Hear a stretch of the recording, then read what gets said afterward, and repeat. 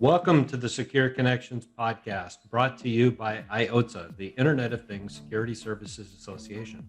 I'm Brian Sherman, Content Director for IOTSA, and I have the privilege of hosting today's podcast.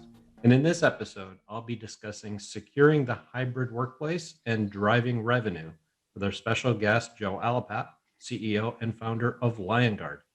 Welcome back to the Secure Connections podcast, Joe. Hi there, Brian. How are you doing? I am doing great. How about yourself today? Doing good. It's another week of work from home. So, we're in the thick of it and doing good. Just keeping busy with kicking off the new year. Big rush from end of 2020 and ready to do a fresh start and hit the reset button. Yeah, we're hoping 2021 will be the ticket here. It's and when you say another week of work from home, I think for most people it seems like years they've been doing. Yeah, I'm very lucky.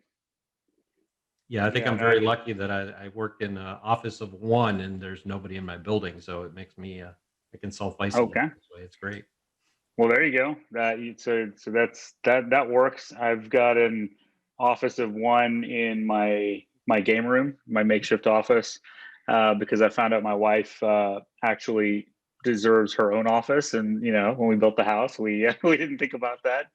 I think the short commute time is great. I'll give that a big plus. I wonder how many people designed their house with two offices. I guess that's always the question too.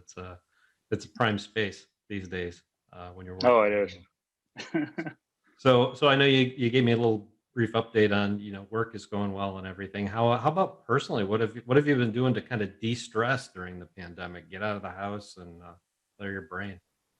Well, we just adopted a dog, so we're actually fostering and about to adopt one. So I think that's pets are a big thing these days. I think when we're at home, the kids have been making their case for the last year. So we finally said, you know what, let's do it. And my mom, of all people, made a connection, and we got ourselves a really cool dog from a rescue mix. So we're calling him Rexy, and so he's keeping me company. So he likes to join on conference calls and participate when he chooses to. Cool. I can't get my dog to come to the office. She hates it here, so she's always looking out the window and waiting for the door to open.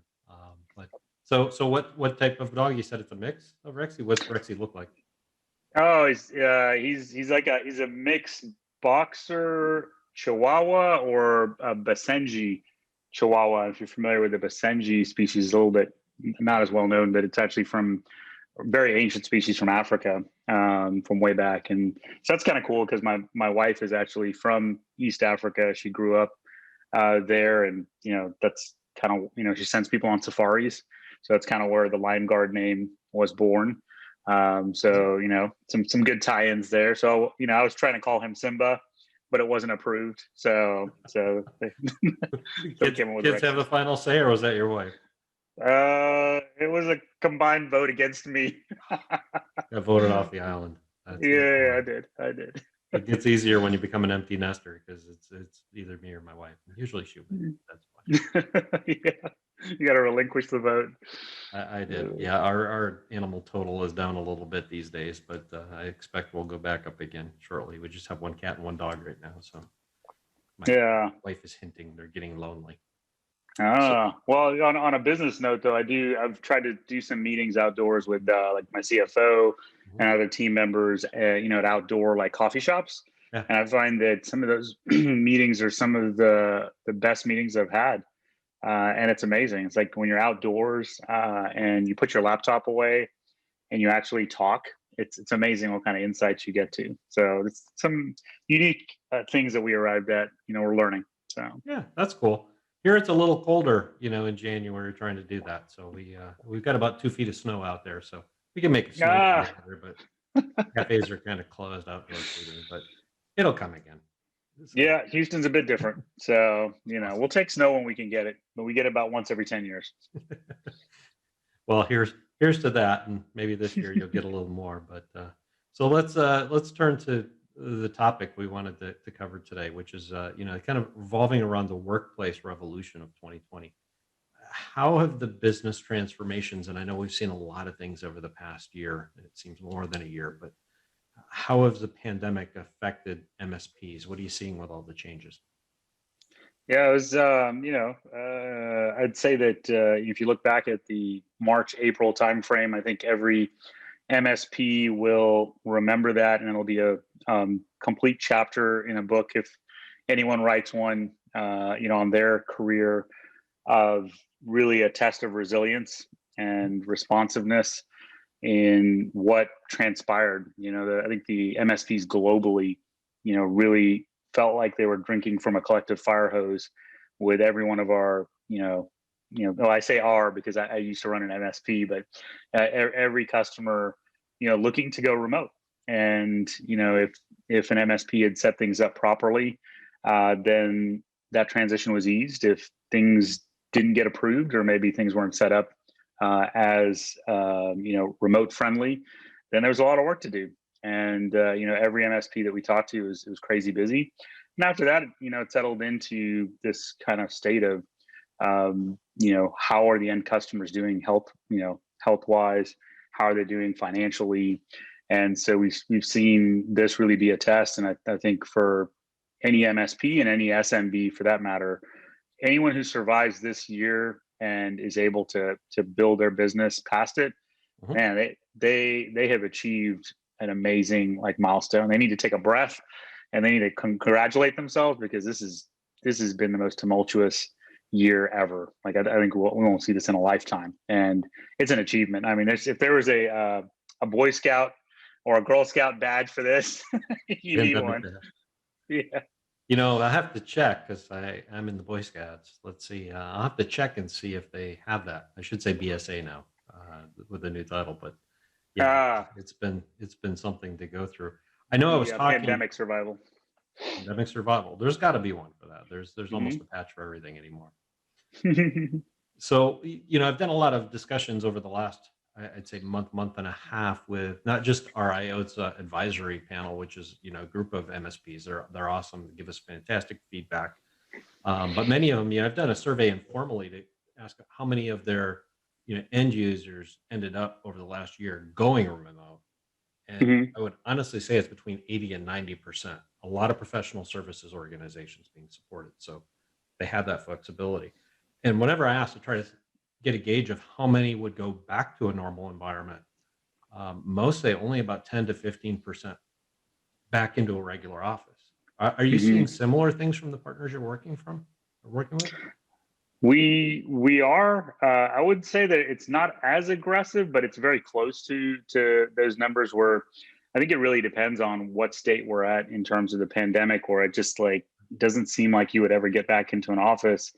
But with discussions with healthcare folks, you start to see that there is a light at the end of the tunnel, and that there will be office space usage happening, and that will be part of typical businesses. But I think it's safe to say that it's fair to call it a hybrid workplace now, Yeah. because it will really be a choice for each business to make whether they really see value in having that office space. And in some cases there is value, for high collaboration type businesses, where there's a lot of insight to be gained through dry erase, doing things that maybe in person can be helpful.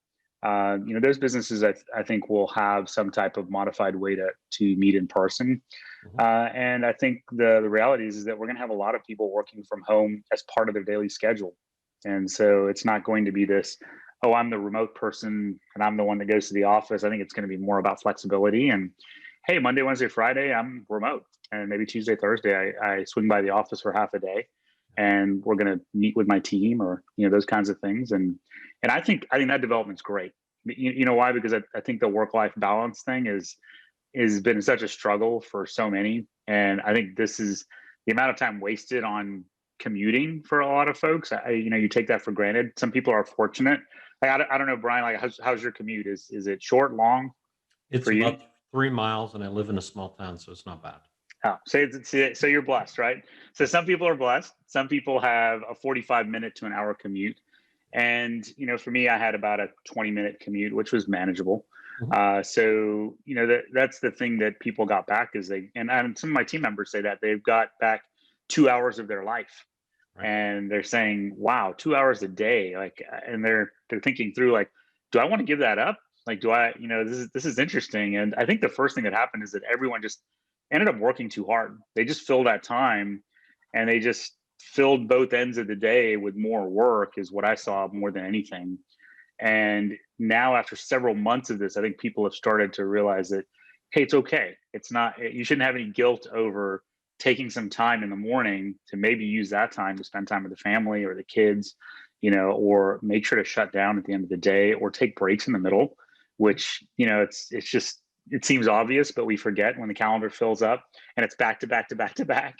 It's crazy. And so we've instituted some rules in our business where we're looking to try to create gaps between meetings. But all of that results in this just whole transformational thought process that makes the hybrid workplace just a reality. It's part of the decision making now. Now, one of the MSPs I was talking to last week, brought to my attention. They said, if the pandemic ended tomorrow, people could go back to work, which would be a really great thing to happen. But obviously, it's not going to. But their point for the analogy, if it happened tomorrow, you're still going to have a lot of businesses that want their people to come back and are going to go back and forth because they've got real estate commitments right now.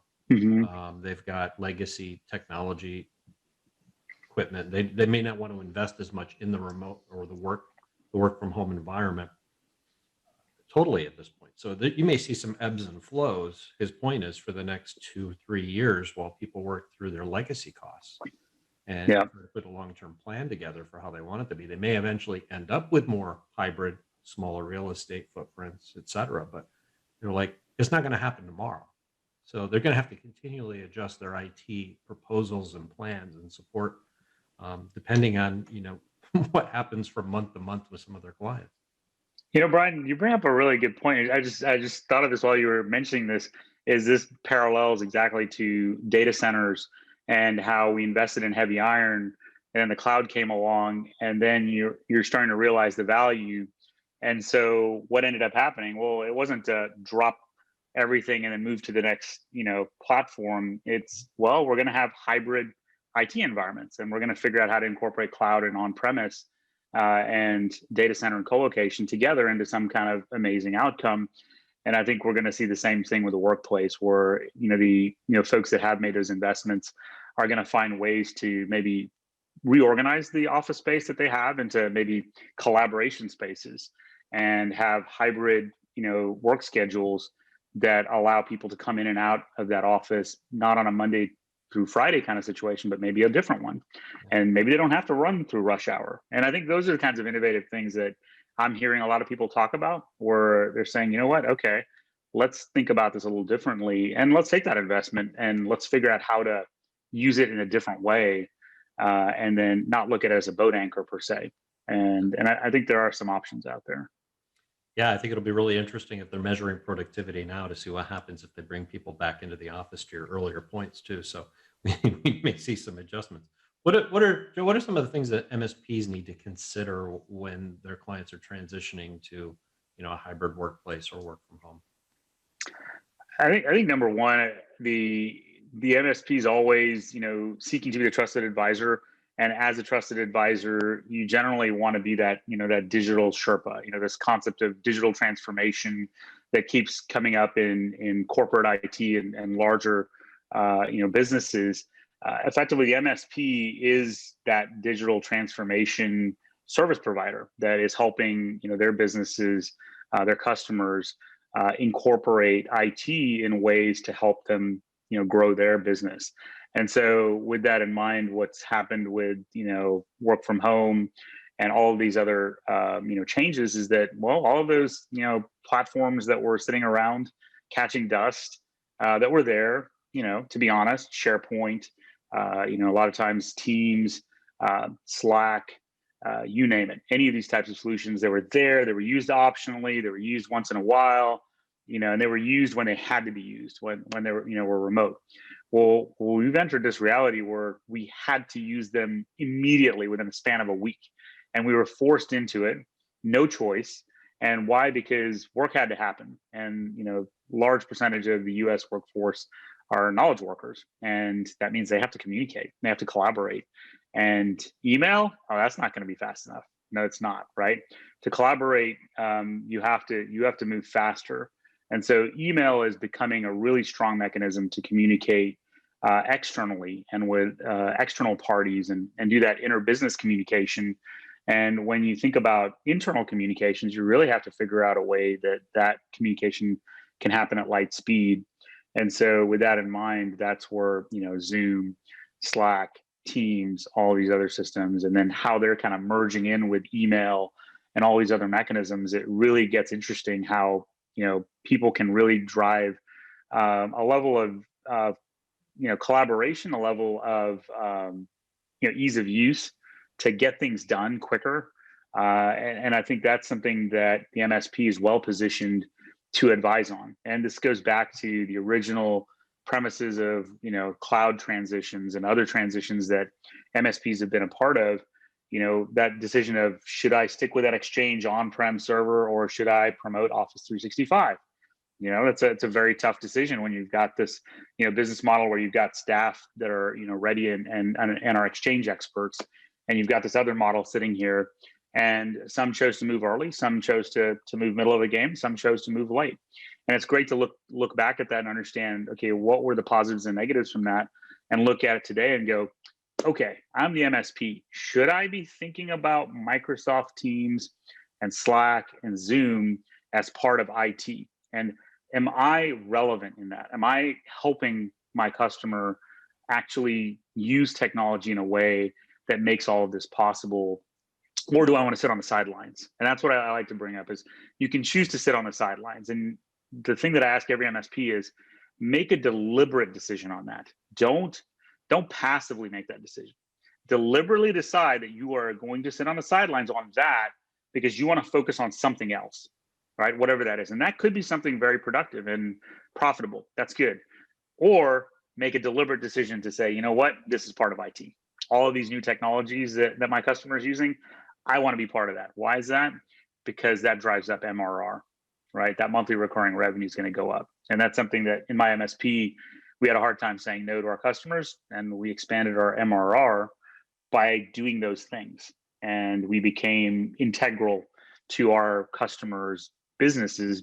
And we saw what my business partner, Dave, used to call, we saw many administrations, because we were there while the client kept changing management and teams. We were there for 10, 15 years, right? It's crazy to think about that, but that's how integral you can be to your customer. And that's how important MSPs are to their customers. Right. Now, one of the elements I know all of these different changes we haven't brought up yet is the cybersecurity part. Let's talk about the end user experience in these work environments, because you got to find a balance between all of the good things and then also making sure they've got protection in the right places. How do MSPs increase their cybersecurity measures in the dual mode? Hybrid. They're work, they're at home, they're elsewhere. Could be remote as well on traveling. When we used to travel, you'd take your computer places. I'm kind of forgetting that these days, but with all of those different things to manage, how do they do it without negatively affecting the end user experience?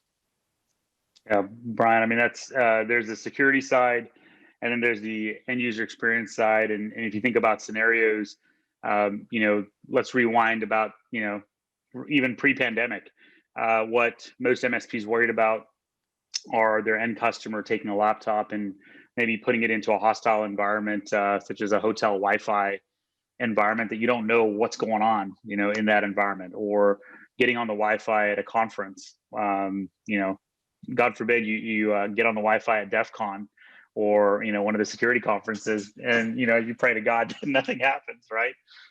But if you think about what's happening now, we're inside everyone's home networks. The hybrid workplace just expanded, and the footprint is, where you thought it was the office, and then maybe a little bit of light work happening from home, or maybe a coffee shop every once in a while, to now being, nope, you're actually, if you're a 30-person business, you actually have 30 offices that are external to the headquarters sitting at people's homes. And so that laptop or desktop or what have you, that device is now, actually as a primary place is sitting in that network. Well, what is that network setup like? And what happens when your son or your daughter says, hey, mom, dad, I just need to use your laptop for a second to go check on something for school. Well, is that a good idea? I don't know. Like what happens after, your son or daughter decides to go to a website unknowingly and click on something, and you come back to the work machine and, well, maybe something's on there that you didn't expect now that they navigated to the wrong website.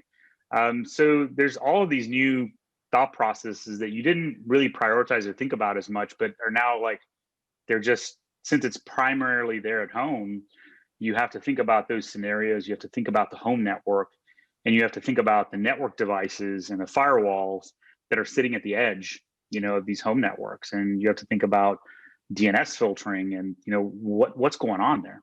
And that means that the perimeter, has really been redefined. And I like to say it's like an amoeba, right? It's everywhere, right? It's just this big, fat, gooey, messy thing that's just wiggling and waggling all over the place. And so that means that you talk about zero trust architectures, defense in depth, and there's a lot of really good thought processes around it.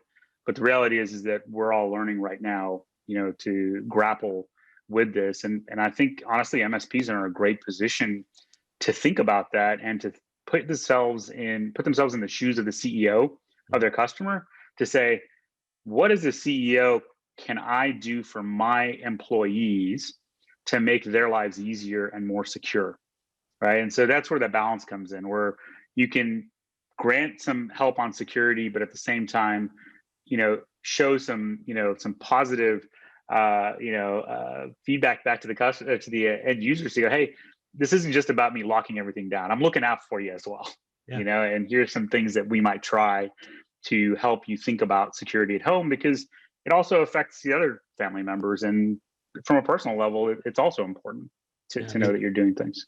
I think about how many times, you go to log onto your laptop on your mobile device or whatever, you may be, linking into something secure.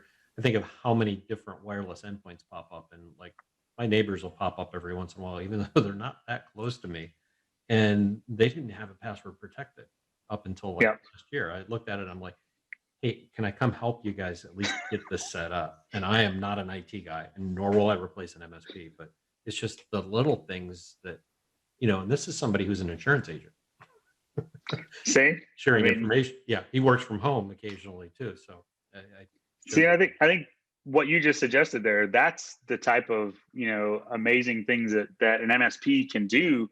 Mm-hmm. And imagine how much your customer values that when you say, you know what, I care enough about you as a customer that I care about your employees, and I'm going to make you look like a hero because I'm going to enable you to take care of those types of things back at home. And there's so much opportunity there for goodwill, for protecting that customer and retaining them for year upon year upon year, because you want that customer past a decade. You want them for 20 years. And the other thing, there's revenue opportunities there.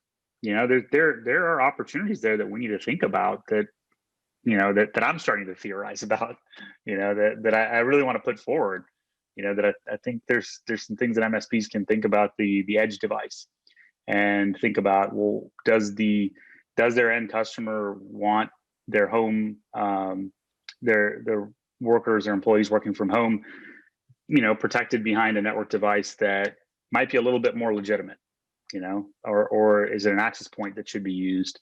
Is SD-WAN, other mechanisms, DNS filtering, like I mentioned earlier. What are those types of things that tangentially end up just helping the household as well, right? So there's like this win-win here that could happen. Yeah, a lot of things can go downstream, not just upstream. I think people tend to forget that. Now we're talking a lot about, if you're working in a hybrid environment, there literally is no perimeter anymore. But what areas of cybersecurity should MSPs, or what do you think are the critical pieces of a perimeterless cybersecurity solution? I love to think of it as, layers of an onion, and think in terms of in cybersecurity. We always say that it only takes one slip up for something to go wrong. Mhm. And I like to turn that around and instead say, you have so many opportunities to disrupt a breach or an incident from happening. There's so many opportunities, because if you think about the cyber kill chain and you think about the processes that happen for an attack to get conducted all the way through, from initial entry point to laying low, going undetected, doing the lateral movement, the reconnaissance, all these types of things. Every one of those steps, you have a chance to detect that something happened, and you have a chance to disrupt it. And that's the way that I would tell every MSP to think about it, is turn it around. And so if you think about it that way, then you're like, okay, well, what could I do? Okay, network segmentation, right? It's such a basic thing that we sometimes forget about. But if you apply that at a very strong level, such as at home, I hope that there's a guest network, that's set up that, friends, neighbors, and other people who come into the house are getting on, and they're not getting on the home wireless. And is the core Wi-Fi, does it really need to allow for lateral movement? I mean, is anything really required there, or is all of it going outbound?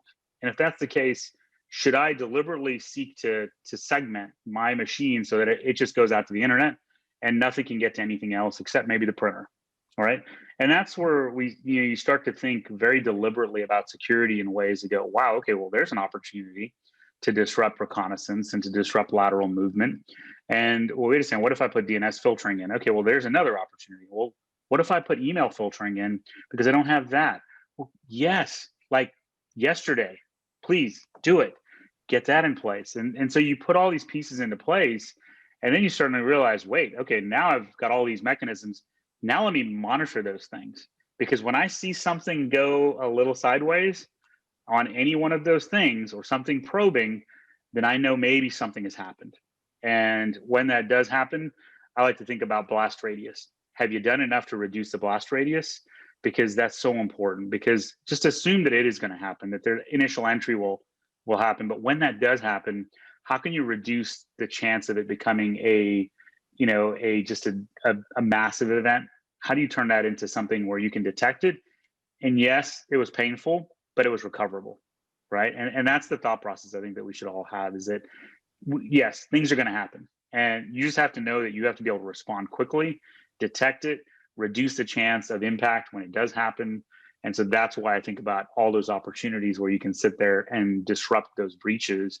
And therein lies all those opportunities for the MSP to offer options when it just comes to good architecture, and when it comes to, could be heavy iron or hardware, it could be software or SaaS solutions, all kinds of things that really do help. And it's up to the MSP to hand select what are the key things in each use case that are the best choice for their customers. Oh, excellent thoughts. So quick question for you too, for those that aren't familiar with Liongard, Joe. How does your company come into play in this space? Yeah, so it's funny that this is one of those things, Brian, that we had this up into the right curve that that we always talk about, and that up into the right curve is about digital adoption and the speed of digital adoption. And what we said is that there is no platform that has assumed the complexity that is ensuing in all of our MSPs right now, which is that the amount of things that MSP managers have moved far beyond the endpoint. And it's, Microsoft 365 is an obvious one. Azure is an obvious one. The network devices are an obvious one. But if you keep counting the amount of systems, the databases, the Active Directories, you name it, the IoT infrastructure, all of these types of things continue to advance. And what was interesting in this last year is we just took an accelerator. Like there was a catalyst that just sped up the reaction and said, hey, we're going to go even faster now.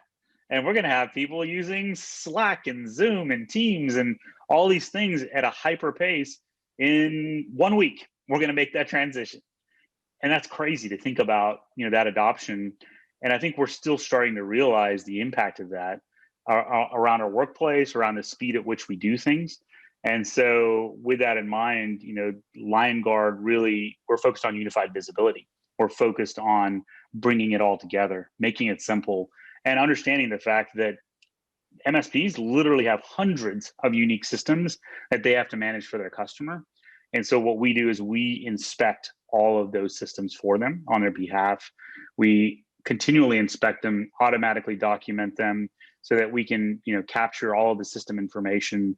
Why? Because you need to know what's there first before you can manage it properly. You need to know what's there to know whether it's set up securely.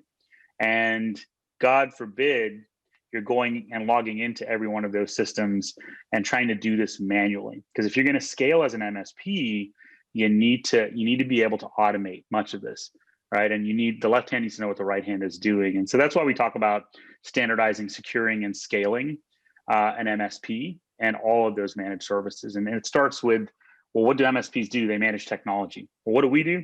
We give you visibility into all of those technologies, whether it's Microsoft 365 or a SQL Server database and everything in between, right? And that's what we integrate to. So I'd encourage folks to check us out. And, if you have that struggle and you're sitting there manually documenting, trying to manually assess all these systems, having 40 or 50 hour onboard processes with customers, check us out, because we will be a lifesaver. And our customers say that day in and day out. They're like, I don't know what I would have done without you guys, because of all of the time savings, as well as the amount of visibility that we provide them. And everything we just talked about right now, Guess what? It just became more important right now, because all of these new systems that are being deployed, we are integrating to them. That's why we've released our Slack and our Teams Inspector and all these other technologies that we talk about. Well, we want MSPs to have visibility into them. Yeah, I mean, process efficiency, I think, is crucial to a managed service provider. I don't know how you'd run, or at least attempt to scale a business without having the standards in place and then being able to ramp those up and onboard quickly. For me, it would be mind-boggling. Try to figure out how to do that. So it's a great discussion today. Are there any final words of wisdom you'd like to share with the audience before we sign off today? Just think about the blue oceans. Think about the new opportunities that are out there. I keep this book by my side. It's Blue Ocean Strategy, and it really, when there's such a big change that happens in the world, that then prompts everyone to adopt digital technologies at such a pace, it has an impact on the MSP business model. And I'm telling you, after all this craziness is over, people are going to come out of the woodwork. And they're going to rely on MSPs to be that trusted advisor 10 times more. And so be ready for it, because you're going to be drinking from a fire hose, and there's plenty of opportunities. So let's look for those opportunities together. I love an optimistic future, especially as dark as it's been the last few months for a lot of people. So that is great words of advice. On behalf of IOTA, I'd like to thank Joe Alapat of Liongard for joining us today. Be sure to stop back next week for another episode of the Secure Connections podcast, and be sure to have a safe and secure day. Thank you for joining us. Thank you, Brian.